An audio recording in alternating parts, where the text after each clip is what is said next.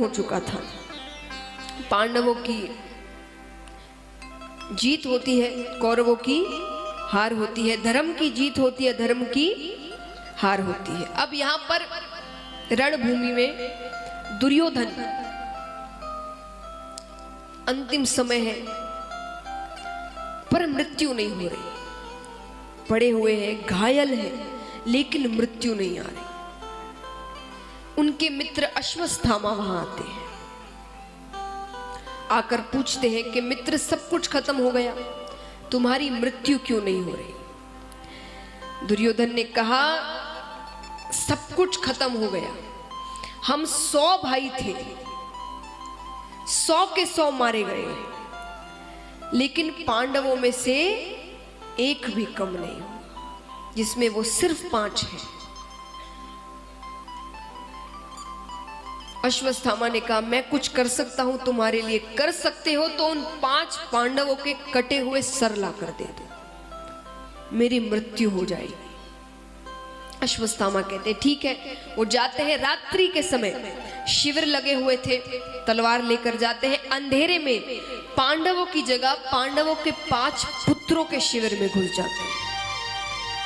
अंधेरे में कुछ नहीं दिख रहा, पांडवों के धोखे में उनके 5 पुत्रों के सर काट देते। वो कटे हुए सर लेकर आते हैं।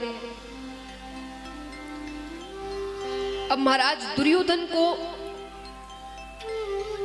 ऐसा श्राप दिया गया या वरदान दिया गया, उनकी मृत्यु के लिए कहा गया था कि जब उन्हें सुख के साथ दुख दोनों अनुभव होंगे एक साथ, तभी उनकी मृत्यु होगी।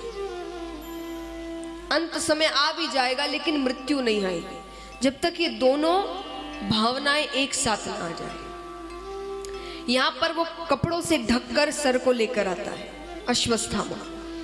एक बार के लिए वो सर देखकर, कपड़ों से ढके हुए सर देखकर दुर्योधन बहुत प्रसन्न होता है, सुख का अनुभव होता है। वो बड़ा खुश हो जाता है कि 5 पांडव मर गए। जैसे ही कपड़े हटाए जाते हैं वो तुरंत रोने लग जाता है। ये क्या कर दिया? अरे यही तो थे जो हमारे जाने के बाद हमारा श्राद्ध करते,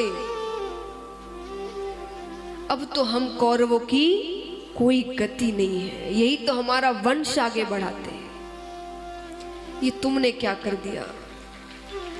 और इसी दुख में दुर्योधन की मृत्यु हो जाती है। अब यहां पर द्रौपदी किस हालत में है वो माता, विचार करिए। एक माता के जब बच्चे की तबीयत भी खराब हो जाती है तो वो कितनी दुखी हो जाती है। पर एक साथ 5 पुत्र मारे गए। अर्जुन सेवकों से पूछते हैं कि रात्रि के समय कोई आया था क्या? बोले अश्वत्थामा आए थे हाथ में तलवार लेकर। अश्वत्थामा को ढूंढा जाता है, पकड़कर लाते हैं अर्जुन। द्रौपदी से कहते यही है जिसने तुम्हारी पुत्रों की हत्या की है, अब तुम्हारे आंखों के सामने मैं इसकी हत्या करता हूं, तुम्हें शायद थोड़ी शांति मिलेगी।